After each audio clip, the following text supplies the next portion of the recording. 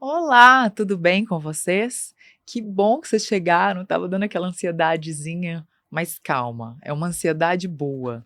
Essa ansiedade aqui. Mas a gente vai falar sobre todo tipo de ansiedade, principalmente sobre a patologia. E é claro que hoje tem uma convidada muito especial que vocês já conhecem e eu tenho o privilégio de ter ela mais uma vez aqui. Josi Ferreira. Tudo bem, Josi? Seja Tudo bem-vinda. jóia. Muito obrigada pelo De convite. nada. Me sinto honrada cada vez que eu sento Obrigada. aqui nessa cadeira. Uma responsabilidade, mas muito honrada pelo convite. Obrigada, Josi. Seja bem-vinda. Josi, eu tô assim, a gente escuta falar tanto sobre ansiedade. Todo mundo agora tem ansiedade, todo mundo tem TDAH, parece assim que de repente apareceram milhares de patologias. E às vezes me vem a impressão do seguinte: será que as pessoas estão realmente descobrindo patologias e que elas já tinham e desenvolvidas e não sabiam e começam a se dar conta? Ou será que elas estão confundindo as emoções naturais com essas patologias? E aí eu queria te perguntar, qual que é a diferença entre a ansiedade normal, que é do nosso sistema emocional, estrutural, com o transtorno de ansiedade? Nós temos as nossas emoções. A ansiedade é uma emoção secundária. A nossa emoção primária antes da emoção ansiedade é o medo. Então, tanto o medo quanto a ansiedade, eles têm a intenção de nos preservar de perigos. Por exemplo, a gente sai, a gente não atravessa direto porque a gente tem um medo. Medo de quê? Medo de ser atropelado. Então, o nosso medo preserva a nossa vida, porque senão a gente sai correndo e passa de uma vez. E muitas vezes eu acho que é uma dificuldade de sentir. Eu acho que como a ansiedade é uma emoção que gera sintomas físicos, sintomas comportamentais, que é desagradável, muitas vezes a gente tende a querer fugir das nossas emoções. E aí fica muito mais difícil a gente lidar. A ansiedade é natural, todos nós temos ansiedade. A ansiedade que nos prepara, por exemplo, quando a gente tem uma viagem, quando a gente tem uma entrevista de trabalho, quando a gente vai conhecer uma pessoa nova, quando a gente vai começar um novo projeto, quando a gente vai começar algo novo na nossa vida, ou mesmo coisas do dia a dia, mas que você cria uma expectativa diante daquilo, muitas vezes a ansiedade é natural. Ela lê pra gente ali, mostra pra gente que temos uma ameaça ali e que a gente precisa de alguma forma nos preparar para lidar com aquela situação. Então quer dizer, Josi, que a ansiedade na verdade é o nosso medo natural? A nossa ansiedade é um medo natural. E, Um medo natural que nos preserva diante das e ameaças. quando que ela desenvolve para uma ansiedade que se torna patológica? A ansiedade patológica, ela vem muito de uma preocupação constante. A gente começa a se preocupar constantemente com o trabalho, com a família, com todas as áreas da vida. E aí você fica sempre mudando as caixinhas da preocupação. É como se você ficasse constantemente preocupado, constantemente tenso, constantemente em apreensão. E isso vai impactando todas as áreas da sua vida. A ansiedade natural, você sente, ela passa. O transtorno de ansiedade generalizada, ela não passa. Você está sempre preocupado, acreditando que algo de ruim vai acontecer. Você está sempre esperando um cenário mais catastrófico, uma catástrofe. E aí o que que acontece muitas vezes? A gente aumenta muito o risco, aumenta a nossa percepção daquilo de ruim que pode acontecer e a gente minimiza os nossos recursos. É como se a gente não tivesse condições nenhuma de lidar com aquela situação. E aí é muito assim um cenário da gente ver um leão e muitas vezes é um gatinho. É muito maravilhoso o que você falou, porque eu conheci uma pessoa que falava isso comigo.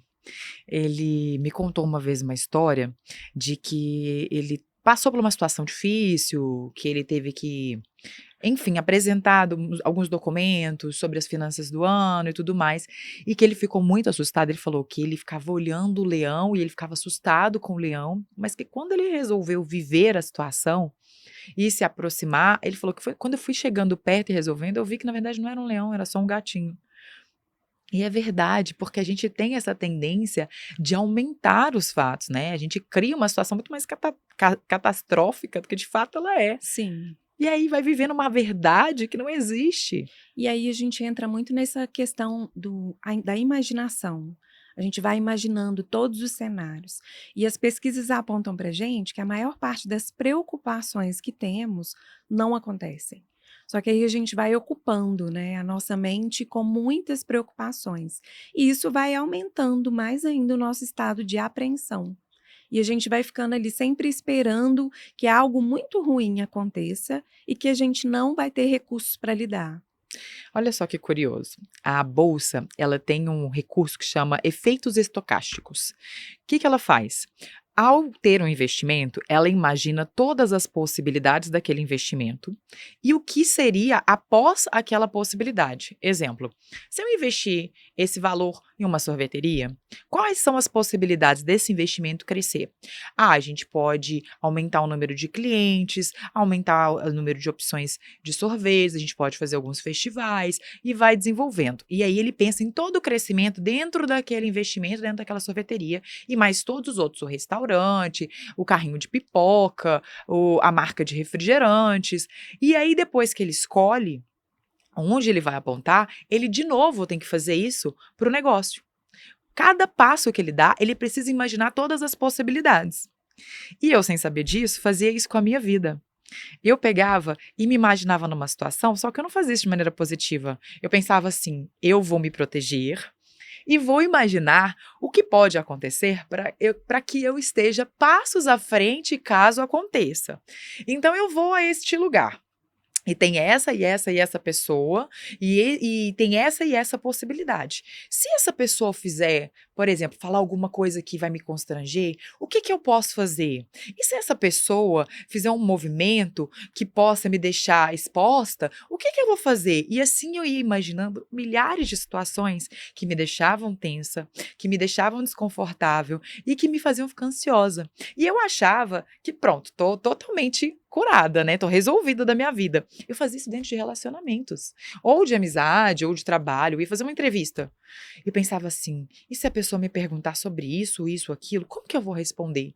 Eu me preparava tanto para a coisa dar errado que eu já chegava tensa nos lugares e tensa dentro das situações. Eu não permitia que as coisas acontecessem e tivessem um resultado totalmente diferente do que eu imaginava. Até eu descobri que não pensar tudo isso e viver dava o mesmo trabalho, era o mesmo percurso com menos trabalho. Aí eu falei: caramba, eu não preciso ficar desesperada. Claro que a gente não vai ser louca de se jogar numa situação sem nem imaginar que existem possibilidades daquilo ali não funcionar, mas ficar elocubrando em volta daquilo, ficar tentando imaginar o que que vai acontecer se eu fizer isso daqui. Não vai acontecer isso, isso, isso. Gente, não tem como ter Mas controle. a cabeça do ansioso funciona assim. E geralmente nós focamos no que não temos controle. E aí a gente volta para muitos lugares, a gente enche a cabeça de muita coisa que a gente não tem controle. Por exemplo, e se o outro fizer isso? E se o outro fizer? Como você vai lidar? Só que muitas vezes a gente está focado naquele monte de coisas que a gente não tem controle. A gente não tem controle sobre as atitudes do outro. Não, e reagir à situação de maneira genuína, a gente vai se trabalhando também.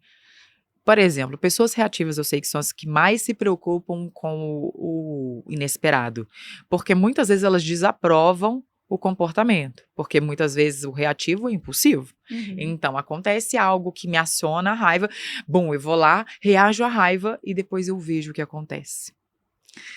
E aí, uma coisa até triste para quem faz isso, é que muitas vezes, talvez se ela tivesse esperado um pouquinho mais, se ela tivesse se disposto a entender a situação, não, deixa eu ver se é isso mesmo que eu tô pensando, deixa eu ouvir a outra pessoa, como isso dá outro resultado, até mesmo, assim, satisfatório.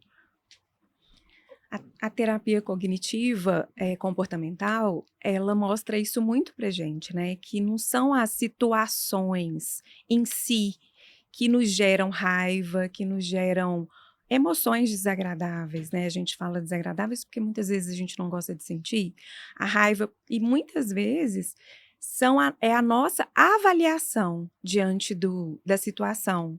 Por exemplo, a raiva, de alguma forma eu me senti desrespeitado, mas aquilo talvez não é uma verdade para o outro, mas a forma como eu avaliei aquilo. Como eu Por recebi. exemplo, alguém passou pela rua e você conhece, isso já aconteceu comigo uma vez. Uma amiga próxima passou do meu lado na academia, né? E eu poderia ficar assim, nossa, tá com raiva de mim, né? E aí, o que que aconteceu? Depois eu mandei mensagem para ela, falei: "Minha filha, onde que você anda com a cabeça? Né, o que que tá acontecendo?". Mas em quantas situações a outra pessoa ia ficar ali, no comportamento reativo de: "Nossa, nunca mais vou conversar com ela, porque ela não olhou para mim". Então, assim, às vezes a outra pessoa nem te percebeu, nem sabia que você estava ali. Tá ali no mundo Nárnia dela. E quantas vezes a gente vai fazendo essas interpretações? E quem é ansioso tende a pensar sempre no pior cenário. Sempre a pensar, não, mas o outro não quer falar comigo, mas o outro está com raiva de mim. O outro não quer me dar atenção, ou qualquer coisa do tipo. E às vezes a gente centraliza muitas coisas pra gente, né, Sim, e muitas vezes não tem nada a ver com a gente. sim, Existe um livro muito legal que chama O Poder da Autorresponsabilidade, sim. que recomendo leiam.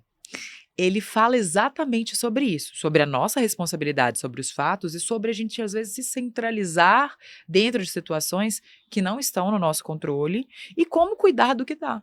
A gente começa a se desligar do que os outros pensam, do que os outros acham e começa a se responsabilizar pelo que a gente tem, pelo que a gente sente, por como a gente se comporta, por como a gente reage.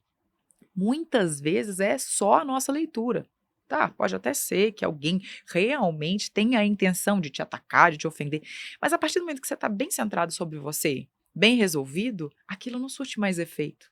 Então, o que o outro pensa diz respeito a ele, né? É verdade. Isso eu vou compartilhar um exemplo meu, assim, que já aconteceu comigo. Eu tive algumas perdas na minha família, perdas muito importantes, assim, para mim. E um dos meus maiores medos era que o meu pai falecesse, sabe, que o meu pai morresse. E eu ficava assim: "Gente, e se meu pai morrer e tal", aquela coisa toda. E eu ficava assim: "Nossa, não vou pensar nisso, não vou pensar", porque a gente tem uma aversão meio que a pensar naquilo que é difícil, né. E aí, muitas vezes, a gente tem tanto medo de falar de morte, de pensar em morte, que a gente quer se esquivar de avaliar mesmo, né. Porque se a gente for pensar, quem que nunca morreu? É claro que ele vai morrer, mas Não tá quem nas vai nossas ser mãos mesmo. eu para lidar com essa perda? Justamente por eu já ter lidado outras vezes, que eu vou conseguir lidar também. Não tô falando que vai ser fácil, tô falando que é possível eu lidar. Só que aí olha o que que eu quero controlar, não, e se ele morrer? Mas se ele morrer, ele vai morrer. Infelizmente, as pessoas não são nossas, né. Por É, mais que a gente sinta, a gente tá aqui de passagem. É difícil entender isso, principalmente quando a gente ama alguém. Pensar que aquela perdas, né. pessoa eu tenho amigos que estão lutando contra um câncer, Sim, que é uma doença muitas vezes terminal.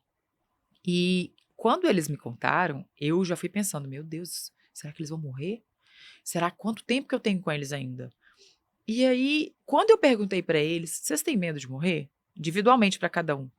Eles disseram: "Não, eu não tô nem pensando nisso, eu quero viver o tô máximo que eu lutando puder". pela minha vida, né. Exatamente, e eles me deram, meu Deus, uma faculdade de aulas, de assim, como que a gente tem tudo ali agora. Às vezes a gente tá vivendo medo de morrer, tem uma tirinha muito legal do Snoopy, que ele tá com o Charlie Brown Eu sentados, sei, e adoro o essa. Charlie fala assim com ele: "Snoopy, um dia a gente vai morrer".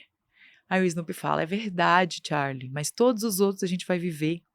E a oportunidade de poder enxergar isso e não viver o estresse da perda, não tem como, a gente não pode controlar a vida. E aí, sim, a gente vai viver a dor, a gente vai viver a perda.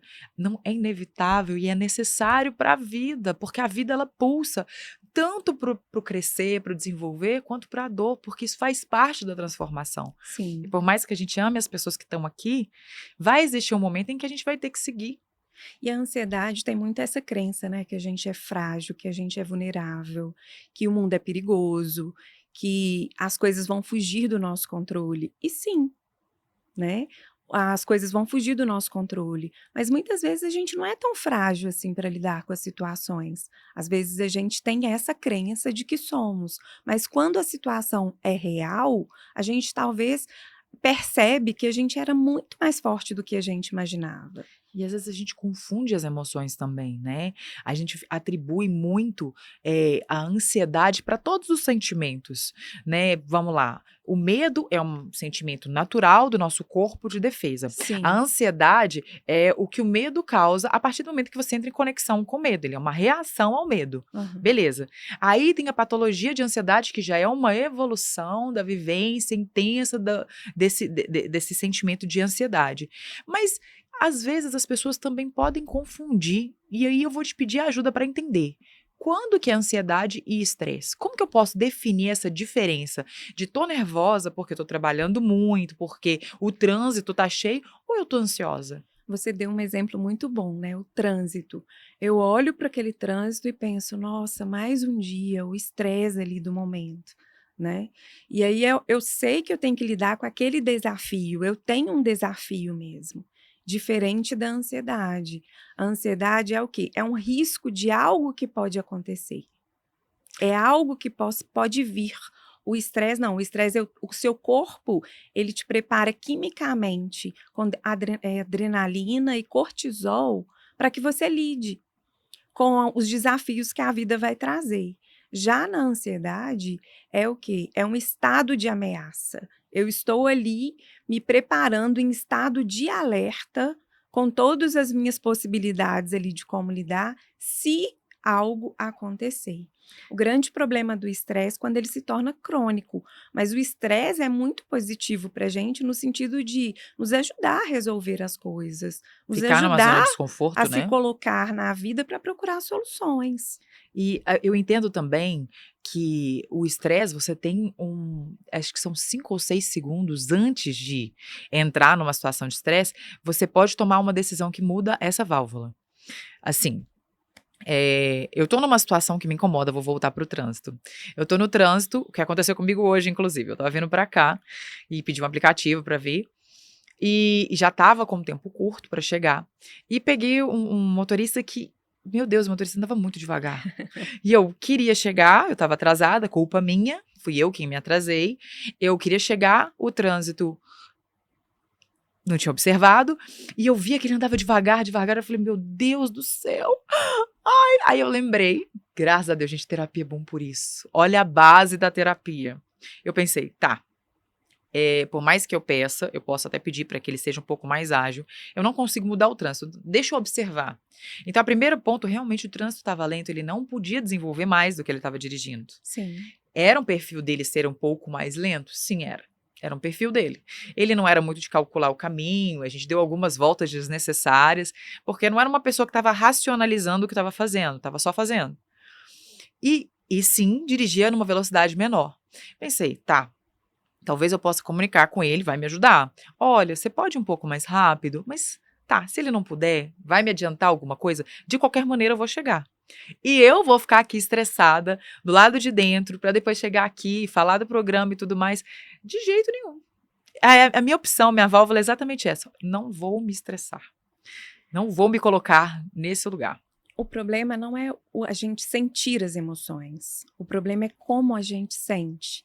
Se você tivesse deixado a ansiedade, a apreensão, a preocupação, o desespero te dominar, possivelmente você já tinha chegado aqui no estúdio bem estressada, E não ia mudar nada. né? Totalmente ansiosa e desfocada, porque a ansiedade nos tira o foco. E aí você ia entrar ali naquele monte de pensamentos e de preocupações e ia se perder. Desenha uma situação ainda, talvez muito comum para muita gente. Pensa, digamos que eu fosse, há um tempo atrás, me estressar com isso.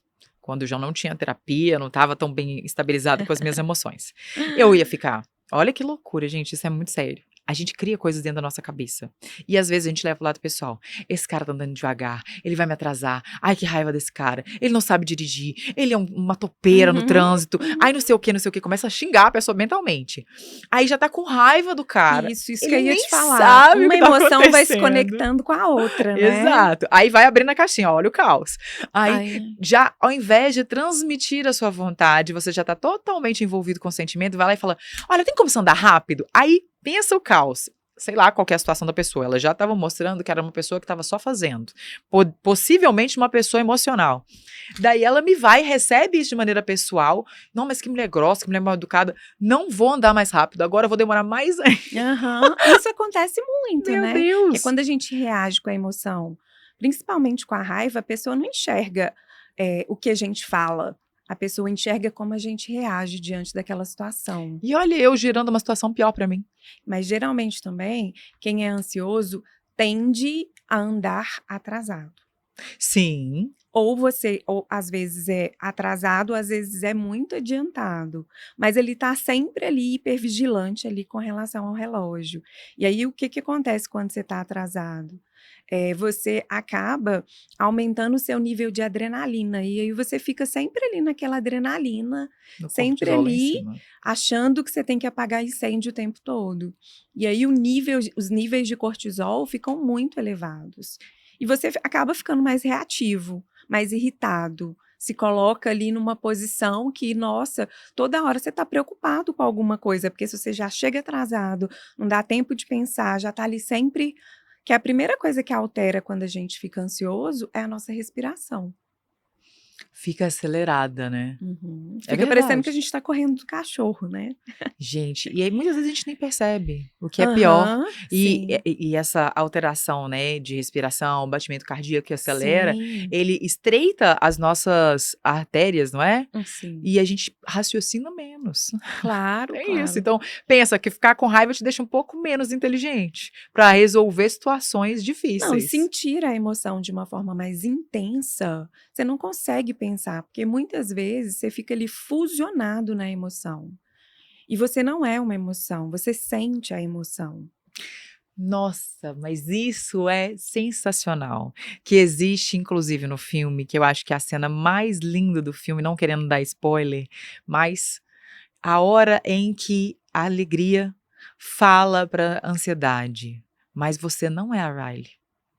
Como é fantástico para uma pessoa que vive isso, né, da ansiedade, se entender que a ansiedade não é o que ela é. Uhum. Que ela é muito mais do que aquilo, que As ela tem pessoas muito. pegam um transtorno e colam, né? E você entrou exatamente numa coisa que eu queria entrar. A ansiedade, ela é a porta, ela não é o fim. Ela é a porta de entrada de outros transtornos e outras variações. Sim. Quais são essas variações desses transtornos que a ansiedade pode levar? O transtorno de ansiedade generalizada, ele é marcado principalmente por preocupações. Mas a partir da ansiedade, a gente tem outros transtornos, como o TOC, transtorno obsessivo compulsivo. O que que é o toque? O TOC é o quê? São pensamentos repetitivos ou atitudes que você tem para aliviar, né? Você usa atitudes, por exemplo, lavar a mão repetidas vezes, né? Pensamentos intrusivos, você pensa repetidas vezes em algumas coisas. Eu tinha alguns E amigos que tinham necessidade de passar a mão na calça, que toda a calça era desgarçada de tanto que fazia. Ia entrar em casa, tinha que bater na porta antes de abrir. Uns é, batiam na porta do carro, giravam a chave 3 vezes para frente, 3 vezes para trás, pra você poder entrar. geralmente quem tem TOC tem essa coisa do perfeccionismo assim muito marcado, então é tudo muito certinho, tudo muito organizado, tudo muito ali para aliviar a ansiedade dele, né. E aí muitas vezes traz prejuízos para o dia a dia, porque pensa, você com um problema ali de passar o tempo que você gasta passando, se é uma coisa esporádica, se é uma vez ou outra, mas por exemplo, lavar a mão, tem gente que lava muitas vezes a mão, tem E eles gente que pensam que eles precisam fazer sim. aquilo, que gera o estresse, que, por exemplo, tá atrasado, tem uma situação, ele não pode ficar sem fazer aquilo, ele não tem essa tranquilidade sobre deixar ir. Porque se ele ficar, aumenta muito o nível de ansiedade. E deixa eu te perguntar uma coisa, Josi, isso acontece porque na cabeça deles algo de ruim pode acontecer se eles não fizerem? Sim, na cabeça deles, algo de ruim, se não lavar a mão, pode se infeccionar, ter alguma doença, alguma coisa do tipo, se aquilo não for feito. E isso tá atrelado a algum tipo de trauma, alguma vivência que virou um gatilho de proteção? Na realidade, os transtornos mentais em si, eles têm uma causa multifatorial, né. Então a gente pode ter, assim, alguma carga mesmo da ansiedade, e aí a pessoa usa aquilo como uma forma de se aliviar. Entende? Então, assim, é uma forma de você minimizar a ansiedade que tem em você. Agora, outras formas também da ansiedade que nós temos é fobias. Fobias específicas. Tem muita gente que tem fobia de aranha, tem gente que tem fobia de barata, tem gente que tem fobia de avião. Eu tenho uma cliente que deixou de viajar muitas vezes. A gente fez um tratamento bem longo ali para a gente melhorar isso. Porque o desejo dela, a forma como ela queria viver a vida dela, a vida bem vivida dela, incluía muitas viagens. Mas o medo de viajar de avião paralisava. Tem gente que tem alguns traumas, e aí nesse trauma acontece alguma coisa na vida da pessoa ali muito importante. A gente tem o transtorno de estresse pós-traumático também, que é também uma forma da ansiedade se externalizar. A gente também tem o transtorno de pânico, que na realidade são ataques de pânico frequentes. Ataques de pânico não acontecem apenas dentro do transtorno de pânico. Acontece também dentro de um transtorno de ansiedade, dentro de outros transtornos, que é o quê? A boca seca, o coração acelera. Por isso que muitas pessoas procuram o hospital, vão para a emergência hospitalar, na intenção de achar que está tendo um problema cardíaco, que está tendo alguma coisa mais séria. Essa E seria vai a síndrome de procurar. pânico Seria, aham, e o ataque. o E é muito transtorno de real, né? pânico. Porque às vezes ela já aconteceu comigo, eu tive princípio de Burnout. Uhum. Eu não sabia, não fazia ideia, nem nunca tinha ouvido falar sobre Burnout. E eu comecei a detectar pelos sintomas. Eu estava dormindo e de madrugada eu acordava com uma aceleração como se eu tivesse corrido 10 km. Desesperada, eu senti uma pressão muito forte no coração, o coração acelerado. Eu pensava, eu vou infartar, eu vou morrer. Só que não fazia sentido pra mim aquilo. Aí você teve um ataque de pânico, que é o que a gente chama de crise de ansiedade, no senso comum, mas que a gente tem um nome científico que é ataque de pânico, que isso acontece dentro de vários transtornos. Eu não E sei pensa, eu qual estava você estava dormindo, não estava vivendo. sonhando nem nada. Isso pode acontecer. Muitas vezes a gente pensa que tem que ter uma motivação, um motivo. E nem sempre tem um motivo, nem sempre é algo que está acontecendo ali, que eu estou preocupado com alguma coisa. E aí isso deixa as pessoas muito desestabilizadas. Sim, E aí logo elas vão correndo para o hospital, achando que está tendo um problema cardíaco de fato. um E infarto muitas mesmo. vezes chegam no hospital, tomam um ansiolítico ou tomam ali um remédio para acalmar, para dormir, alguma coisa assim, e depois voltam para casa. E é curioso, né, porque são somas de fatores que a gente vem vivendo, por isso que é tão importante dar atenção para o estresse, para a qualidade de vida, para o descanso, para o sono, porque realmente foi uma soma de fatores. Sim. Eu estava trabalhando excessivamente, com uma série de preocupações envolvendo o trabalho e as pessoas que eu estava liderando, e mais a vida pessoal e tudo, e chegou uma hora que onde eu achava que eu estava em descanso, na verdade, o meu corpo estava tão sobrecarregado de tudo aquilo que eu não tinha tirado as cargas, que eu não tinha parado de pensar, Uhum. que ele estava começando a pedir socorro. E o corpo dá sinais, né? Quando a gente começa a ter esses sintomas físicos, o nosso corpo é muito inteligente. A nossa integração entre cérebro e corpo, mente e corpo, é tudo muito integrado. Ele dá sinais. Muitas vezes nós negligenciamos os sinais que o nosso corpo dá. Porque a gente pensa assim, não, espera que eu estou trabalhando, espera que eu estou fazendo alguma Aquela frase de, coisa. ai, não tenho tempo para ficar doente. Sim, sim, não tem tempo para ficar doente. Muitas vezes a doença nos para. Inclusive, você falou uma coisa que eu acho fantástica, trazer como um ponto que conta muito. A ansiedade também faz com que a gente coma muito, né? Sim. O nosso estômago é muito emocional. Uhum. E aí vem as compulsões. Eu já fui obesa, e uma das razões pela qual eu fui obesa foi porque eu também vivi um momento de ansiedade. Bom, vamos lá. Eu tenho déficit de atenção e hiperatividade. O Sim. famoso TDAH, Uhum. diagnosticada com 6 anos de idade. Antigamente não se chamava de TDAH, se chamava de hiperatividade.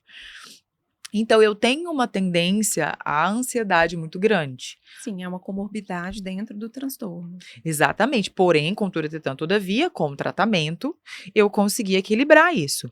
Mas eu não entendia, eu não sabia. Então eu vivia todas essas questões da ansiedade sem a menor noção. Eu tinha compulsão, eu comia 2 vezes ao dia, mas eu comia até não suportar mais. Eu sentava para comer e às vezes eu já estava super satisfeita e eu não conseguia E você parar. comia o quê? Qualquer coisa. Tudo que tivesse na geladeira Tudo que você comia? fosse de comer e que tivesse na minha frente. Ah, isso. E quantas vezes na semana isso Todos os acontecia? dias. Ah, isso realmente configura uma compulsão alimentar. Eu pesei 104 quilos, eu emagreci 48 quilos de gordura por causa disso, quando eu parei. Mas eu não sabia. Eu tinha uma ansiedade tão grande, mas tão grande, que eu não entendia o que acontecia. E eu mesma ficava chocada comigo, porque eu comia e falava, eu não quero mais comer, mas eu não conseguia evitar. Eu não conseguia evitar. Eu ia comendo, comendo, comendo, comendo, comendo, comendo, comendo. Era uma coisa louca, insana. E estava atrelada a uma relação tóxica que eu tinha. Assim, que eu permiti e que eu vivi por apego e por dependência emocional. Eu fui criando aquela necessidade de estar com aquela pessoa. Eu já sabia que eu não devia estar com ela mais. Aquela relação só piorava a situação. Eu ficava pior dentro da relação e eu descontava na comida. É isso, é esse regular. Muitas vezes a gente não quer olhar para as nossas emoções e aí a gente quer preencher esse espaço. Isso que a gente chama de fome emocional. A gente sabe que não está com fome, a gente sabe que a alimentação não é mais para nutrir, mas a gente quer se encher.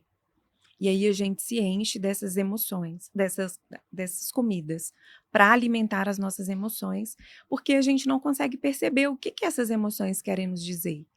Como você, olha só para você ver. Não era pelo TDAH só que eu estava ansiosa, Não. mas também por outras questões que estavam acontecendo na minha vida. E aí, ao invés de olhar para isso, o que eu busco? Comer. Porque comer é gostoso. Comer gera, né? Comer traz aquela sensação de alívio, de conforto. E aí, aonde que eu procuro? Comer. Que é um prazer rápido, né? Sim. E aí no TDAH a gente tem muito essa necessidade de dopamina. Quando a gente não está bem emocionalmente, você pode reparar. Estamos tristes, muitas vezes a gente busca o quê? Bebida Bebida e alcoólica. muitas vezes a comida também, como uma forma de compensação, Sim. como uma forma de regulação emocional, de preenchimento. E eu me sentia tão triste por não conseguir evitar.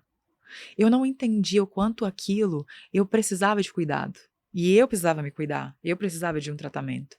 Eu só comia, comia, comia e eu ficava arrasada enquanto comia, porque eu não conseguia evitar. Sim. Eu ia E comendo, aí gera comendo, comendo. culpa. Não, eu me sentia péssima. Eu falava, por que que eu não tenho controle sobre isso? Por que que essa comida ou essa bebida sempre vence? Eu não consigo dizer não para eles. Eu tô sempre comendo, eu tô sempre bebendo e eu não conseguia fugir. Meu Deus, eu achava que eu ia acabar com a minha vida e eu nunca teria cura. Que eu ia ficar presa naquela situação pro resto da minha vida. E foi o fato, quando eu me separei dessa pessoa, me afastei dessa pessoa, que da mesma maneira que essa ansiedade me dominava, ela parou. Como se fosse um silêncio, quando você vai para um lugar silencioso dormir, e dá aquela calma. Que paz. E aí eu percebi o quanto aquilo me fazia mal. E como era tão simples o passo. Eu quero dizer o seguinte, talvez não fosse fácil, mas era um passo simples. Parece muito mais difícil. Eu só precisava dar o passo para fora daquilo. Mas não sei se era um passo simples, porque eu acho que você não tinha a noção do que fazer, para Por onde isso que eu ir, no falo que não era sentido de fácil. não era um passo simples, assim. Você sabia o que tinha que fazer, mas talvez a gente não tinha estrutura emocional para lidar com aquele distanciamento. Quando eu digo passo simples, eu não falo sobre a separação no todo. É o primeiro passo. O passo de me afastar. Foi esse passo que eu chamo de simples. É que, na verdade, a gente nunca se separa por inteiro de nenhuma relação, de nada que você tem dependência, que você tem uma grande apego, paixão, o que você quiser chamar. Você não consegue sair completamente. É porque a dependência faz com que você queira ficar justamente ali junto, porque você entende que você precisa daquela outra pessoa. E realmente é um sentimento muito forte que torna a gente, em percepção, frágil. Uhum. Mas, na verdade, eu precisei dar um passo de afastamento. Foi tipo assim, deixa eu testar. Deixa eu ver como é que é ficar um pouco longe. Ver se eu consigo, né? Deixa eu só fazer isso. Ver o meu tamanho. Eu só preciso respirar. Deixa eu ir aqui, deixa eu ir embora dessa vez e ficar aqui só para ver o que vai acontecer. Foi isso que me salvou. Eu não me salvei porque eu Mas aí defini que você eu foi queria ir embora. corajosa, né, de dar esse Graças a passo, Deus. porque você viu que estava definhando muito o seu emocional, assim. Eu não tinha Mas muitas noção do vezes quanto. isso demora, porque às vezes a pessoa se vê ali tão no outro, que a pessoa não consegue se enxergar. É aquela coisa, né? Quando você está muito perto do problema, você não consegue ver o problema de fato. Mas quando você se afasta do problema, eu vou até me afastei do microfone, quando você se afasta do problema, aí você consegue ver com mais clareza. Tem uma frase de Saramago que eu amo, que diz que você muitas vezes precisa sair da ilha para você ver a ilha, Fantástico e verdadeiro. né. Eu sempre falo com todo mundo que está tentando uma mudança muito grande de vida e que realmente enxerga que é uma grande dificuldade, que a gente não tem que lutar contra ela. A gente tem que dar pequenos passos Sim, para o caminho que a gente quer. Ah, é difícil saber o que eu quero, porque a verdade é que o medo de não conseguir, ele bate de frente com o que a gente quer sim. e confunde a gente. Aí você fala assim: eu não tenho certeza se é isso. Mas na verdade você sabe, mas é difícil tomar essa decisão. Então a melhor maneira de sair desse problema é caminhar para a seguinte ideia: eu sei o que eu não quero. Mas a ansiedade, ela conversa muito com esse lugar de certeza. Muitas vezes a gente fica buscando muito esse lugar de certeza. E a vida, nós não temos certeza De de nada. nada. Graças a A Deus. ansiedade é muito voltada para o futuro. E se acontecer, e se não der, e se a gente só tem a certeza do agora, do aqui, o que que podemos fazer agora. Mas muitas vezes nós estamos morando no futuro. E é um lugar que, graças a Deus, a gente desconhece. Primeiro, um presente para os ansiosos e para a ansiedade é que o agora é um presente mesmo. Sim. O agora é um privilégio único.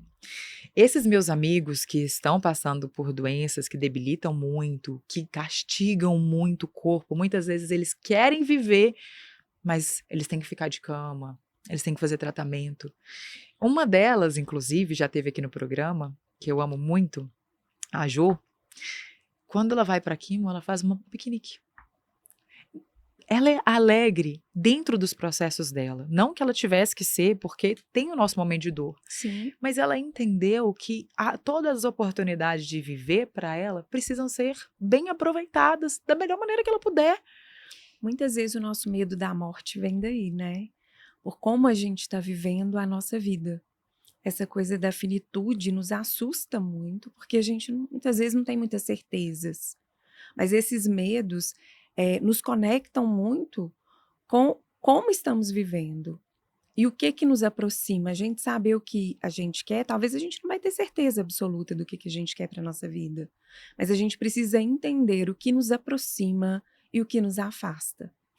E você fala isso, é uma coisa que eu também tive muita dificuldade de detectar.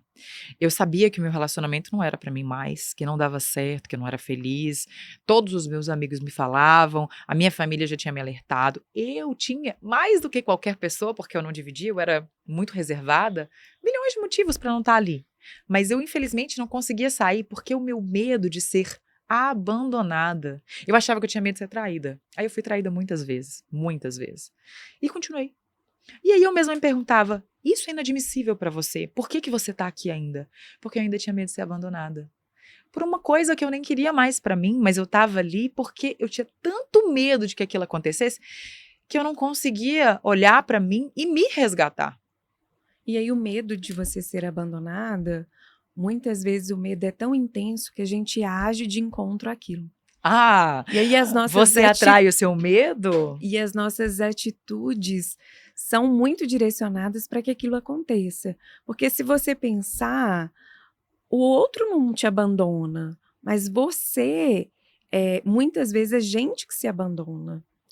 E aí o medo que a gente tem é que o outro faça aquilo que a gente já faz com a gente. Fato. E às vezes o medo de abandonar é exatamente, já estamos abandonadas, né? Porque se você tá com medo de estar sozinha, você não cumpriu o seu papel, E você não ocupou o seu lugar. e se você tá ali passando por cima de muitas traições e tal, é porque possivelmente você já autorizou essa outra pessoa a passar por cima de você. Eu coloquei essa pessoa em um lugar de privilégios e oportunidades onde o meu valor só caía. E não importa o que eu fizesse, eu jamais convenceria ela do meu valor, porque nem eu sabia qual era. E como que você vai convencer alguém a não te abandonar se nem você consegue sustentar o seu valor? Qual o motivo dessa pessoa ficar com você? Por que ela deveria ficar? Porque eu sou boazinha, eu aceito tudo. Ninguém gosta do Isso. bonzinho. Gente, olha só. Presta atenção nos filmes de super-heróis. Ninguém gosta da vítima, a gente gosta é do super-herói. É de quem vai lá e faz acontecer. É de quem fala não, é de quem fala eu vou resolver, é de quem para de sentir peninha de si mesmo e toma conta da própria vida, até ajuda dos outros. E foi o que aconteceu. Gente, eu tive cura, eu tive jeito, eu mudei, eu sou outra pessoa da pessoa que eu já fui. Mas foi porque eu tomei conta, primeiro, eu preparei a minha base. Eu preparei a minha base como mulher. Eu refiz as pazes comigo mesma, com a minha criança, com a minha infância, com as coisas que eu me E às vezes culpava. esse medo de abandono vem lá de trás, né? Com Você toda só vem e certeza. replica nessa relação. E muitas vezes esse lugar que você dá para outra pessoa é meio que o lugar de pai. E às vezes ele não quer uma filha, né?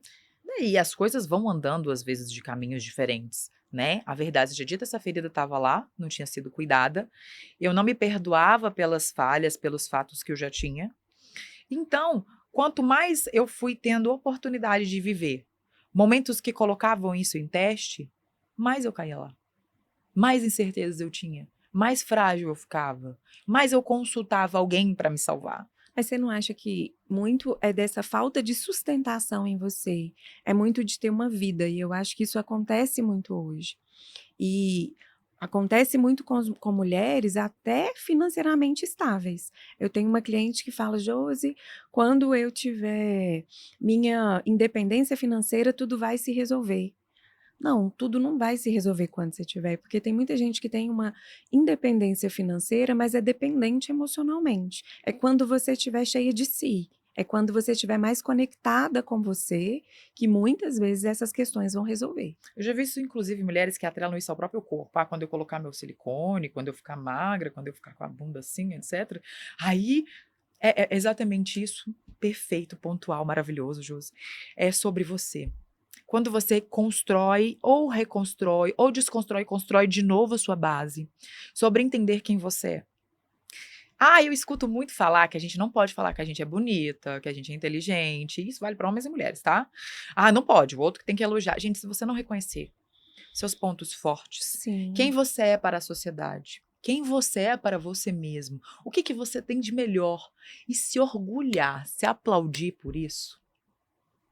É porque muitas vezes a gente fica esperando nos ver, nos enxergar no reflexo dos outros. Será que o outro vai gostar? Será que todo mundo pensa igual eu? Será que as pessoas também me acham Não, será que as incrível? pessoas estão gostando de mim, né? E muitas vezes tem gente que vai te amar e tem gente que não vai gostar. E se a gente não dependesse mais disso?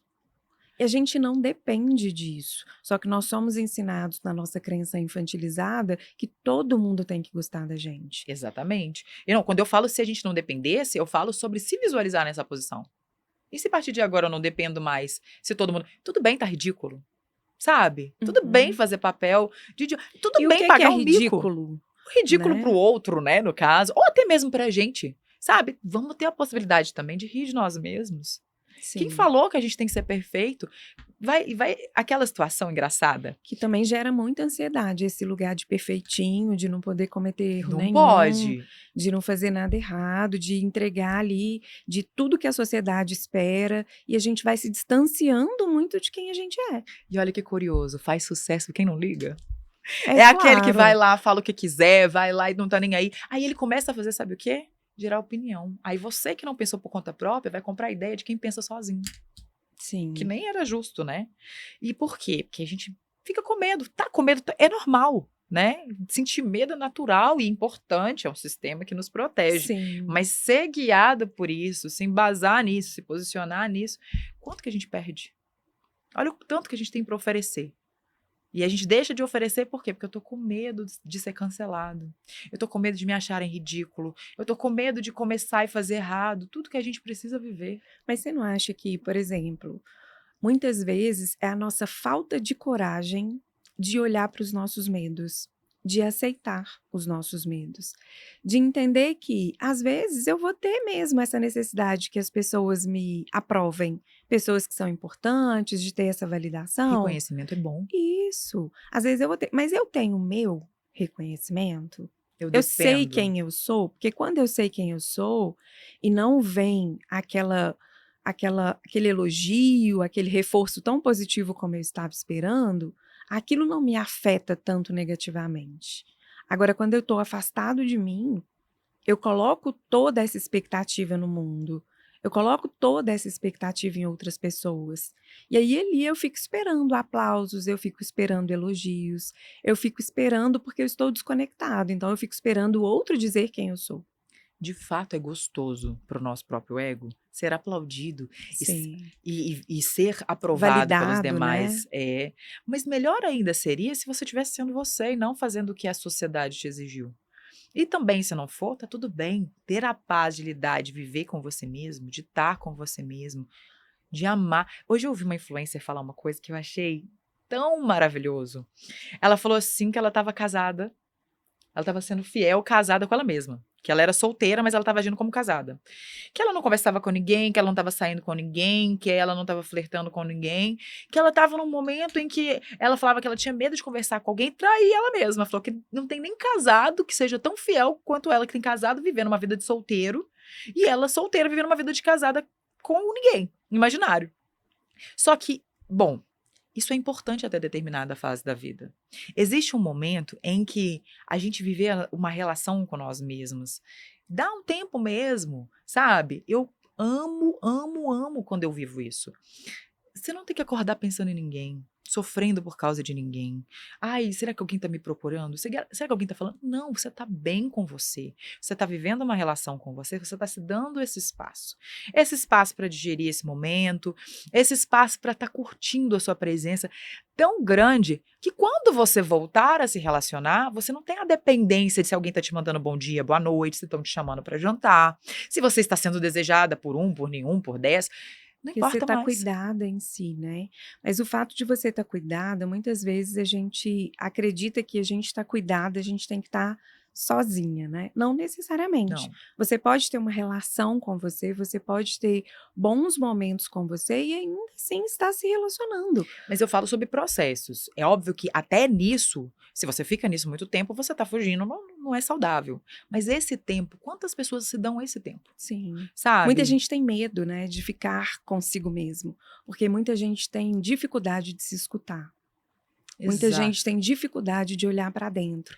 E aí, quando começa a vir muitos barulhos internos, a pessoa tenta fugir daquilo, porque incomoda muito.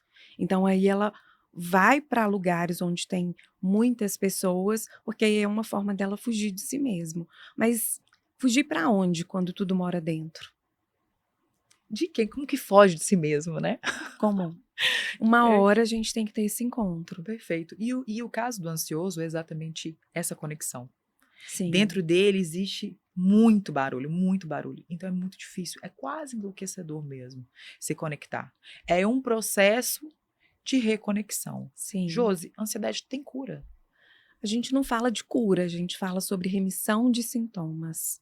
É muito possível você conseguir ressignificar, reestruturar a ansiedade, reestruturando seus pensamentos, a sua forma de olhar as situações e você ter remissão dos sintomas da ansiedade.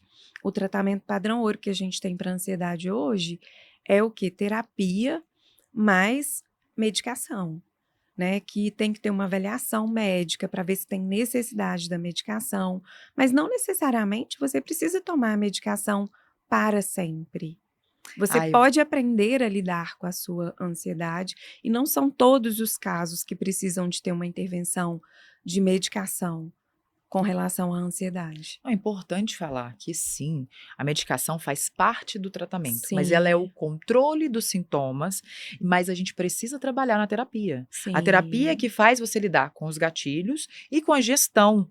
Quando você começa a gerir o caos que está acontecendo, você para de ir pro pico. É porque você reestrutura, né, seus pensamentos, suas emoções e os seus comportamentos diante daquela ansiedade, diante daquilo que você está pensando. A ansiedade, ela vai muito no nível da imaginação. E aí a gente cria tantos cenários, e aí a gente começa a trazer para o real. E se isso de fato acontecer? E aí eu começo a ter consciência dos meus recursos, eu começo a ter consciência de como eu posso lidar. A ansiedade, muitas vezes a gente usa a ansiedade como um comportamento reativo, que é o quê? Lutar, fugir, esquivar, querer só se preocupar, ficar ali inquieto e não fazer nada. Mas quando a gente usa a ansiedade como comportamento de crescimento, que é o quê? Planejar, organizar, focar, ter atenção. Muitas vezes quem é ansioso tem muito comportamento de procrastinar. Ele tem uma crença que algo vai ser muito difícil e ele tem medo de fracassar diante daquilo, e aí ele vai se esquivando e vai adiando aquela situação, vai adiando lidar com aquilo. E aí os níveis de ansiedade só vão aumentando. Enquanto mais ele se expõe diante daquilo, menor a ansiedade fica. Enquanto mais ele se esquiva de lidar com aquela situação difícil, a ansiedade vai aumentando. Uma das formas que a gente tem de tratar a ansiedade é dessensibilizar desse medo que você tem de alguma coisa, com pequenas aproximações, com pequenos passos. E aí você vai começando a enxergar que talvez aquilo que parecia o leão não é tão, e você vai diminuindo. E você também vai aumentando o seu tamanho para lidar com aquilo. Muitas vezes você teve que lidar uma vez, duas vezes, e daqui a pouco aquilo não te ameaça tanto mais. Tem uma cena do filme do Harry Potter que eles vão lidar com medo. Eles têm que enfrentar o bicho-papão, que na verdade é o maior medo deles, o que eles mais sentem medo. E o truque para lidar é ridicularizar aquilo. Quando você coloca comédia no medo, ele perde o sentido do medo. Sabe? E aí você começa a olhar para aquilo com outro olhar. Eu sou suspeita para falar, porque eu sou a pessoa que assiste filme de terror e morro de rir. Eu passo mal. Eu sou muito crítica. Então eu vejo as coisas, eu falo assim, meu Deus, enquanto tá todo mundo morrendo de medo, eu já estraguei um filme no cinema, tendo crise de riso. Assim, quando você começa a olhar para aquilo que te traz tanto medo, com um olhar mais cômico, uau, sabe? Sim, você Talvez distrai daquela emoção. A gente tem uma diminui a técnica carga também. que chama justamente de ação oposta. Olha só para você ver, no momento que você deveria estar sentindo medo, você ri, Que é né? sensacional, né? E aí é uma ação oposta diante daquilo. Então é você estar tirando o foco daquela emoção. É você estar desfusionando daquela emoção e você se colocando de uma forma melhor diante daquela situação. E até produção hormonal troca, né? Sim, sim.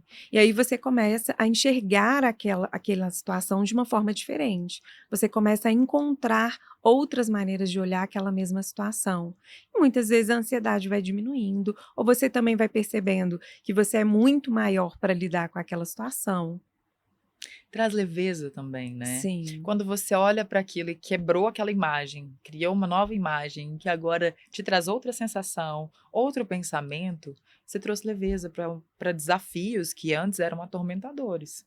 Mas a ansiedade, ela vem também muito desse lugar de vulnerabilidade, assim. Eu acho que eu tô correndo risco, né? Sim, é No real. meu imaginário, assim, é um real, assim, de tentar, tipo, me preservar, E a gente de às tentar vezes me proteger ali, né? sente E isso muitas vezes fisicamente. isso vem muito, muito cedo. A nossa avaliação daquilo, a nossa interpretação diante das coisas é sempre assim. Por exemplo, eu tenho um cliente que começou a trabalhar agora. Ele chegou me queixando, né? Josi, eu tô tendo muito desconforto abdominal, meu abdômen tá ficando muito inchado e tal. E muitas vezes eu vou no banheiro, não é nada, né? E isso tá me causando muito desconforto, porque tá impactando o meu dia. E aí eu peguei e falei com ele, falei, eu acho que possivelmente é a sua ansiedade. E aí nós começamos a conversar, você está preocupado com o quê? Ah, o meu trabalho é novo.